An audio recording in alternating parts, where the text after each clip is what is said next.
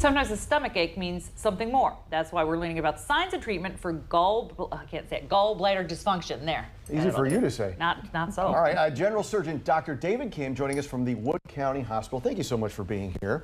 Okay, all right, so when we think gallbladder, I mean, we know stomach, we know lungs, we know head. What does the gallbladder do? Digestively, the gallbladder functions to digest fats that we have in our foods. And sometimes upset belly can mean gallbladder in addition to some of those other things that you mentioned. How do we know it's not just a stomach ache? How do we know it's like, I mean, we all have a little bit. My sister had hers removed in an emergency because of that very thing. So how do we not get to that point?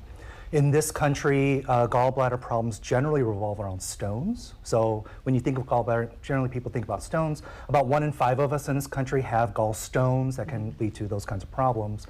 When it gets to a more chronic issue, where you're having upset belly all the time, and you don't have a really good sense of whether there's one trigger or another that's causing these problems, the gallbladder, I think, should come into the mix of that world of diagnosis where we're trying to get to the source of the issue. Okay, so I think most people typically get a stomach ache. You're going to the cabinet, you're getting the Tums, you're getting whatever chalky stuff that you can throw down there to calm it. What do you do for a gallbladder? So if the gallbladder is the source of those kinds of symptoms, where you grab the Pepto or the Tums or some of those antacids, when it stops working or it doesn't affect your symptoms at all, we start to think about whether the gallbladder is coming into play.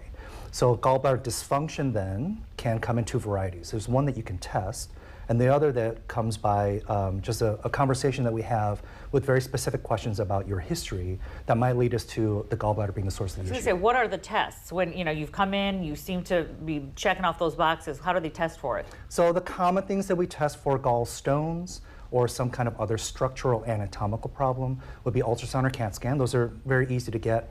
Where we talk about testing for dysfunction, there's a test called a HIDA, H-I-D-A. It's a much longer test, but it tells us generally how the gallbladder is working. So if your gallbladder is not working well, or if it's working too well, or hyperactive, that can lead to kind of the source of the gallbladder being the problem. There is another questionnaire, and that is about 10 years old now. It's the Rome 4 criteria. And it's a series of questions that tell us you've had an ultrasound or a CAT scan or even a HIDA scan that is negative, but still your symptoms and your history tell me that it might be your gallbladder. That questionnaire may lead us to that source, and then we may discuss whether gallbladder surgery is right for you. I think this is interesting for me. I always ask this of the doctors when I talk to Wood County. What led you to this particular practice? It's actually a very long story. Okay, we don't have that much time. But general surgery was something that I found challenged me in every way, mentally, physically, spiritually, emotionally, and that drive to be really good and to tackle difficult conversations like gallbladder dysfunction is really what keeps me in the profession. So let's go back to the gallbladder thing. Yeah. I've got, like I said, 2 very people close to me had to have almost emergency for one and near emergency surgery. That's not the only treatment. Talk about what do we do if, okay, yeah, this is the problem. Well, if the gallbladder is dysfunctional, that will not lead to emergency. Okay. So stones, cancer, those kinds of things, that will lead to infection and the scary word is sepsis. That may lead to emergency surgery. A dysfunctional gallbladder will make you miserable, but it will not lead to infection. It will not lead to cancer. It just leads you to not having the best quality of life. And if you feel that the gallbladder may be the source of your problem, a good conversation to have with your family doctor, get a referral to a gastroenterologist or somebody like me.